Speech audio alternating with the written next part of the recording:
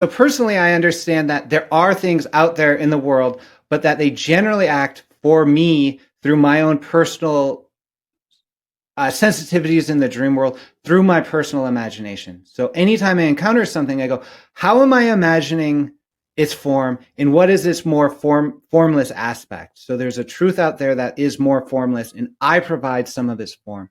The literature I look to, so I'm in a PhD program at the California Institute for Human Sciences in the Integral Noetic Sciences program. This is in Encinitas, which was close to San Diego. It's an anomalous studies concentration, and it's the program director is Dr. Sean Esborn Hargens, who is he did a lot of work with Ken Wilber in integral theory and things like that, which is all about bringing together multiple perspectives. So Dr. Sean he put in the academic books, like, we're going to study UFOs and cryptids in this program, and it's like one of the only accredited programs that has that. And I jumped on it as soon as I knew. Found that out because his work surveyed a number of different, just all the literature basically, and says when you apply this sort of integral theory activity of list making and bringing together perspectives, there does seem to be multiple different lines or spectrums of reality, ontology, like that, there's things like talupas, or like chalupa, I don't know how you say that, tulpas, thank you.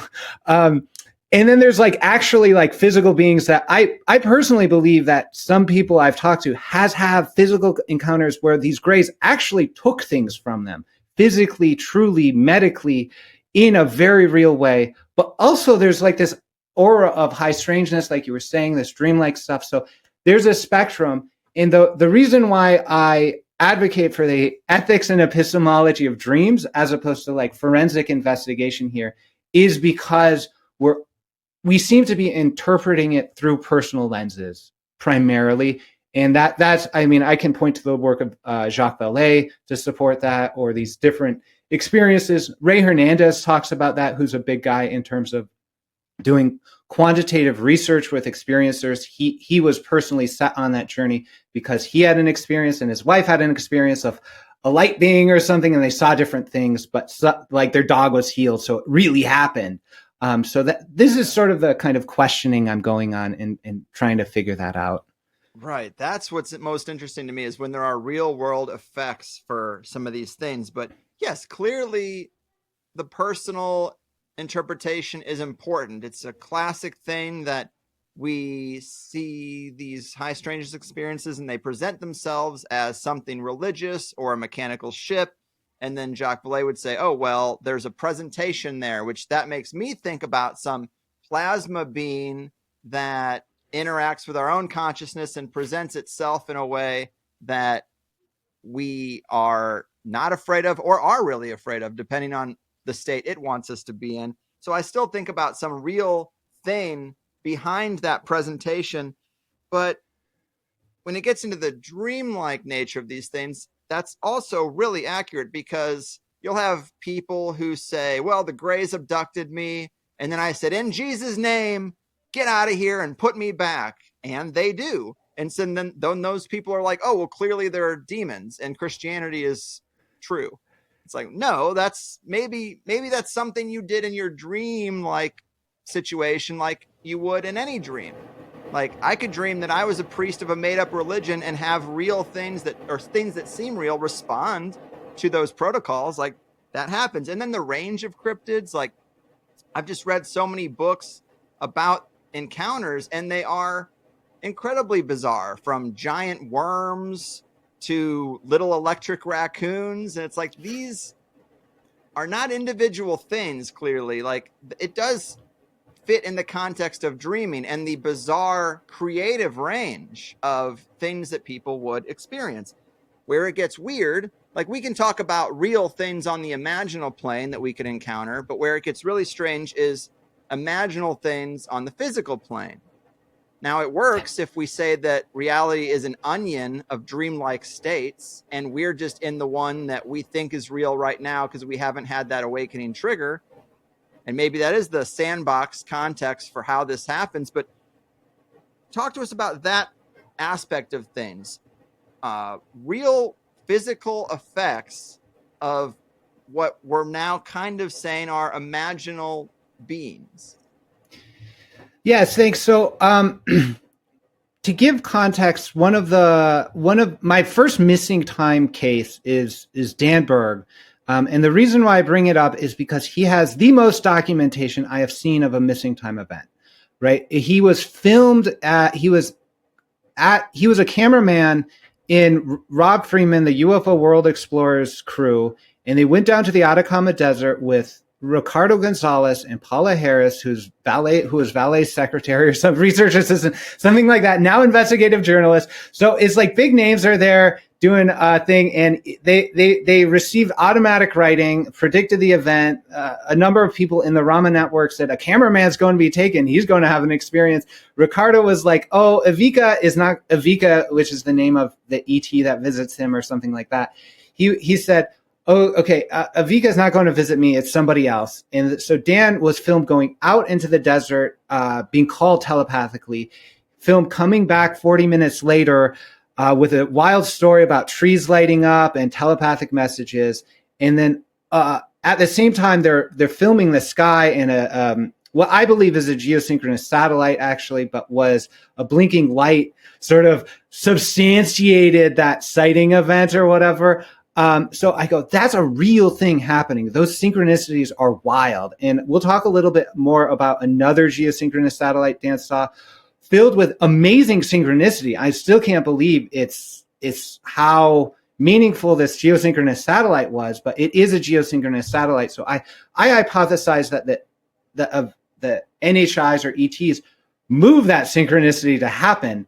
But I wanted to talk about that because all of the cases, if we actually look into abduction cases or gray alien cases, and we look for the evidences, it's a very interesting journey because the evidences do not support the stories in the way that legal forensic testimony supports historical physical events. So something else is happening. And just to kind of conclude that line of thinking is, part of my own inquiry here is asking the question, how much is real and how much is personal? When I've asked that question, my own dream characters, sometimes who take the form of tall gray aliens, have said, well, here's some body marks. Here's some geometry to understand it. This should be proof to you. Figure it out. And I've literally today, I just completed of the manuscript and cover for a new book. It's called Galathog the Gray's Field Guide to Anomalous Geometry. And it goes through it has about 100 figures of geometry that I've collected from the public internet, from people body mark experiences. So this is the set of data that Hopkins and Jacobs look to say, hey, this looks physical to me. People are telling me these dreamlike stories. We don't have physical evidences of the craft, but we actually see marks upon the body that seem medical in nature, that are unexplained and associated with these dreamlike encounters. So I've actually looked at that evidence and considered it my own dream connections with tall grays, have said, look at that evidence. You'll figure out what's real and what's dreamlike when you look at that. And they've marked my body. And I actually have to put forward on interestingly, the hypothesis that it was a psychosomatic interaction, that my body created the mark upon the template that was provided to me by an ontologically distinct entity. So this is something like a stigmata, where an angel that's outside of the experiencer comes into the field, does something, and it's so impactful that the physical body reacts. But it's not like alien scalpels cutting open the skin.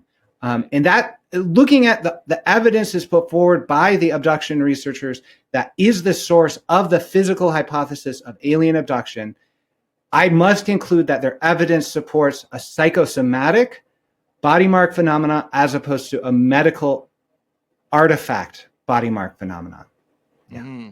That's an important distinction. And in previous interviews, I've heard you say we should stop fetishizing 3D reality. Like, this isn't the only thing going on, and it's not like this is real and everything else is fake. It's kind of a continuum, and sometimes there's bleed over. And that is, to me, what's most interesting is the bleed over. Like you mentioned body marks. Well, what about implants or physical hyper objects or metamaterials that are apparently worked on? Do you think this idea of reverse engineering a craft is faulty, or could that still be true, but the craft came from the imaginal? People talk about these beings, like you say, you got geometry. Sometimes these beings apparently give things that are mechanical or physical, and the person can either try to work it out, or maybe it makes its way to the invisible college deep state somewhere.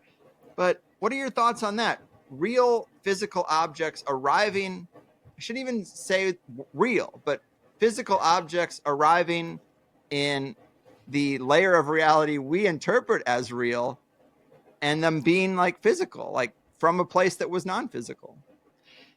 Yeah, I have, I mean, I'm still in the mix of thinking around that. There's a couple of thoughts I have. I want to connect that to the geometry, to dream telepathy, to metamaterials, by way of Hal Puthoff and Kit Green, who are, deep state metamaterial people. I will believe metamaterials when I see metamaterials, and experts don't need to explain to me that they're metamaterials I'm seeing, right? So this is what I'll say. I mean, so I actually believe that they do have metamaterials. I believe that there are recovered craft, and I believe that's not the point. I believe them talking about that is a manipulation and sort of a ritual thing. And I think that it misses the point.